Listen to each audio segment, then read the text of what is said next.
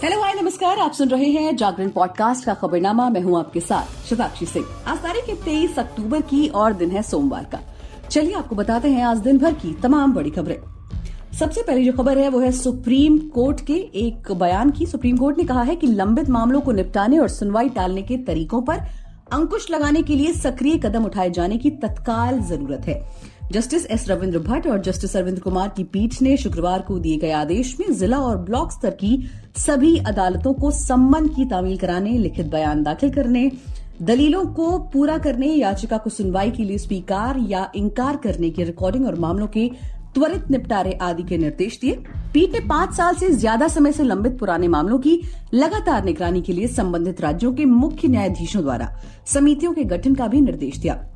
न्यायालय ने कहा कि लोग न्याय की आस में अपने वाद दायर करते हैं, इसलिए सभी हितधारकों को यह सुनिश्चित करने की बड़ी जिम्मेदारी है कि न्याय मिलने में देरी के कारण इस प्रणाली में लोगों का विश्वास कम न हो।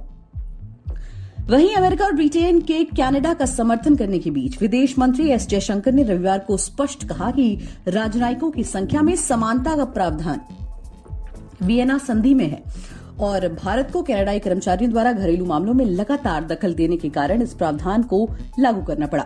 विदेश मंत्री ने यह भी कहा कि वर्तमान में भारत और कनाडा के रिश्ते कठिन दौर से गुजर रहे हैं। भारत को कनाडा में वीजा जारी करने का काम इसलिए रोकना पड़ा क्योंकि लगातार धमकियों और चरमपंथी गतिविधियों की वजह से वहां भारतीय राजनयिकों के लिए काम करना सुरक्षित नहीं था। भारतीय अधिकारियों को सुरक्षित वातावरण प्रदान करने में कनाडा की असमर्थता वियना संधि के सबसे बुनियादी पहलू को चुनौती देती है। एक कॉन्क्लेव को संबोधित करते हुए जयशंकर ने कहा कि पूरा मामला समानता का है कि एक देश में राजनयिकों की संख्या क्या है बनाम दूसरे देश में राजनयिकों की संख्या क्या है। वियना संधि में राजनयिकों की समान संख्या का प्रावधान है जो इस मामले में प्रासंगिक अंतर्राष्ट्रीय नियम है। अगली खबर की तरफ बढ़ते हैं। भारत के मुख्य न्यायाधीश डीवाई चंद्रचूड़ ने बीआर अम्बेडकर के संविधानवाद पर दिए गए विचार की सराहना की है। उन्होंने कहा कि संविधान चाहे कितना भी बुरा हो, वो तभी अच्छा साबित हो सकता है जब इसके कामकाज के लिए जिम्मेदार लोग अच्छे हों। दरअसल सीजेआई चंद्रचूड़ ने ये टिप्पणी डॉक्टर बीआर अम्बेडकर की अधूरी विरासत विषय पर छठे अंतर्राष्ट्रीय सम्मेलन में अपने भाषण के दौरान दी। ये सम्मेलन रविवार को अमेरिका के ब्रांडिस यूनिवर्सिटी वॉल्थम मैसाचुसेट्स में आयोजित किया गया था। सीजेआई ने अपने भाषण के दौरान अम्बेडकर के संविधानवाद के विचार पर प्रकाश डाला। उन्होंने कहा कि ये हाशिए पर रहने वाले समूहों के सामाजिक, आर्थिक और राजनीतिक सशक्तिकरण को बढ़ावा देकर भारतीय समाज को बदलने में सहायक है। वहीं अब बात कर लेते हैं दिल्ली के प्रदूषण की। देखिए, दिवाली से पहले ही दिल्ली एनसीआर में प्रदूषण का स्तर बढ़ने लगा है। दिल्ली, नोएडा, ग्रेटर नोएडा, फरीदाबाद, गाजियाबाद समेत एनसीआर के इलाकों में हवा की गुणवत्ता यानी एयर क्वालिटी इंडेक्स बहुत खराब श्रेणी में दर्ज की जा रही है।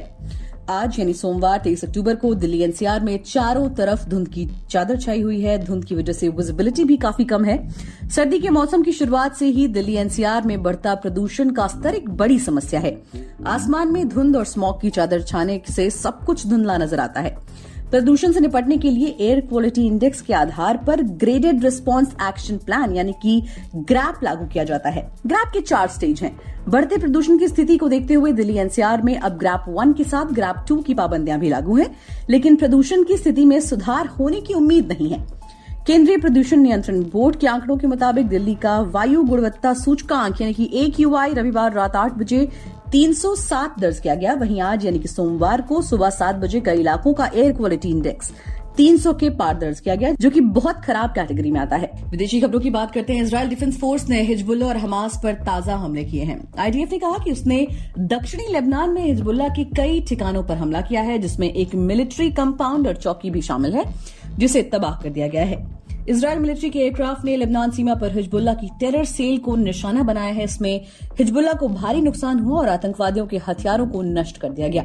हमले में हिजबुल्ला की एंटी टैंक मिसाइल लॉन्चर भी नष्ट हुआ है। जिस सेल पर आईडीएफ ने हमला किया वो शलोमी शहर के आसपास एक मिसाइल लॉन्च करने की योजना बनाने का संदेह था। फिलिस्तीन की वफा न्यूज के मुताबिक इजराइल की सेना के एयरक्राफ्ट ने गाजा शहर में अल शिफा और अल कुदस अस्पतालों के पास हवाई हमले किए हैं। इन हमलों में जान माल के नुकसान की जानकारी अभी सामने नहीं आ सकी है। इजराइल की सेना ने यह भी कहा कि उसकी ओर से गाजा पट्टी में हमास के दर्जनों ठिकानों पर बमबारी की गई। इजराइल की इस ताजा कार्रवाई के बाद माना जा रहा है कि वो जल्द ही जमीन पर भी सैन्य अभियान शुरू कर सकता है। हालांकि अमेरिका अभी ऐसा करने से इजराइल को रोक रहा है। अगली खबर की तरफ बढ़ेंगे और बात कर लेंगे श्रीलंका की। श्रीलंका के राष्ट्रपति रानिल विक्रमसिंघे ने सोमवार को अपनी मंत्रिमंडल में पहला फेरबदल करते हुए 2 मंत्रियों के विभागों में बदलाव किया है। ये बदलाव विपक्ष की इस आलोचना के बीच किया गया जब अगले साल चुनावों को स्थगित करने की योजना बना रहे हैं। गौरतलब है कि स्वास्थ्य मंत्री केहेलिया रामबुकवेला को उनके मंत्रालय के संचालन के कई हफ्तों तक जनता में असंतोष के बाद पर्यावरण मंत्रालय में स्थानांतरित कर दिया गया था। स्वास्थ्य मंत्री केहेलिया रामबुकवेला को अब पर्यावरण विभाग का जिम्मा सौंपा गया है। उनके कामकाज के तरीके को लेकर कई हफ्तों से जनता में असंतोष था। अब बात कर लेते हैं भारतीय शेयर बाजार की। भारतीय शेयर बाजार के स्मॉल कैप और मिड कैप स्टॉक्स में गिरावट से कोहराम मचा हुआ है। मिड कैप और स्मॉल कैप शेयरों में बिकावली के चलते स्टॉक्स औंधे मुंह गिरकर ट्रेड कर रहे हैं। निफ्टी का मिड कैप इंडेक्स 800 अंक नीचे जा फिसला है तो स्मॉल कैप इंडेक्स 280 अंकों से ज्यादा गिरावट के साथ कारोबार कर रहा है। शेयर बाजार में गिरावट की सांधी के चलते निवेशकों को 4 लाख करोड़ रुपए का नुकसान हो चुका है। पिछले कई दिनों से मिड कैप और स्मॉल कैप शेयरों में जोरदार खरीदारी देखी जा रही है, लेकिन हफ्ते के पहले कारोबारी दिन निवेशकों की ओर से इन स्टॉक्स में जोरदार बिकावली देखी जा रही है। निफ्टी का मिड कैप इंडेक्स 829 अंकों या 2.08% की गिरावट के साथ 39,048 अंकों पर कारोबार कर रहा है। स्मॉल कैप स्टॉक्स में भारी सेलिंग के चलते निफ्टी का स्मॉल स्टॉक्स इंडेक्स 284 अंकों या फिर 2.20% की गिरावट के साथ 12,643 अंकों पर ट्रेड कर रहा है। मनोरंजन जगत की बात कर लेते हैं। सुपरस्टार सलमान खान और कटरीना कैफ की अपकमिंग फिल्म टाइगर 3 का पहला गाना लेके प्रभु का नाम आज सोमवार को रिलीज कर दिया गया। म्यूजिक वीडियो में सलमान खान और कटरीना कैफ काफी बिंदास अंदाज में नजर आ रहे हैं। बड़े पर्दे की सुपरहिट जोड़ी को एक बार फिर साथ में देखकर फैंस की खुशी का ठिकाना नहीं है।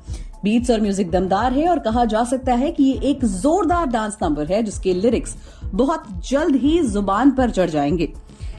गाने की बोल लिखी है अमिताभ भट्टाचार्य ने और उसे गाया है अरिजीत सिंह और निकिता गांधी ने। सॉन्ग को लेकर फैंस इसलिए भी एक्साइटेड थे क्योंकि सलमान खान की फिल्म में अरिजीत सिंह की एंट्री हुई है। बता दें कि सलमान खान और अरिजीत सिंह के बीच झगड़े के बाद दबंग खान ने उन्हें अपनी फिल्मों से बैन कर दिया था।